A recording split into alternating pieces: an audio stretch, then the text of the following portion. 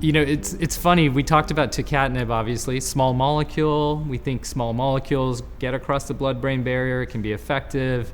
Yet we're seeing this signal with the big molecules, the antibody-drug conjugates, and we haven't yet talked about that too much. But what you're thinking? Our canonical teaching on this is blood-brain barrier, but I think we're really talking about a blood-brain met barrier. Can you tell us a little bit about your thoughts on that and what you know? Yeah, I think I appreciate what you said about, the joint analysis, looking at the pooled group of patients from the Destiny trials and looking at the signal there for CNS. I'm very, very reassured by that data. I certainly, in my own clinical practice, have seen very dramatic central nervous system responses for patients that are receiving T-DXd.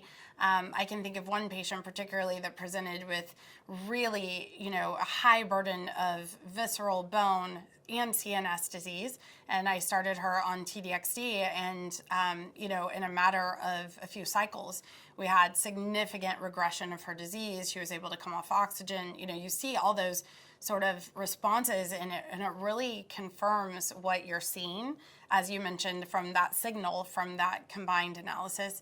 So I think the proof is really in our own clinical practices. When we see these type of responses, there's very few drugs that sort of cause a melting away, if you will, of the disease, like T-DXd.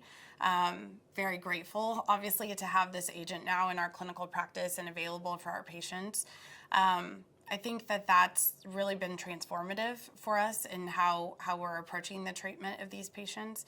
And now I'm thinking a lot about, as you mentioned, a drug that they can stay on, right? Like I want them to be able to have a good quality of life. I want to make sure I'm surveilling them for potential toxicities. We know that interstitial lung disease is a potential for this drug. Anywhere between 10 to 12% of patients will develop that, depending on which Destiny breast trial you look at.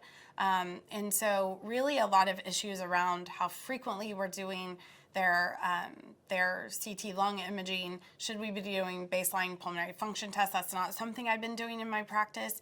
I don't know if that's something that you've been doing, but just really trying to find the right dose for the patient to balance toxicity with efficacy.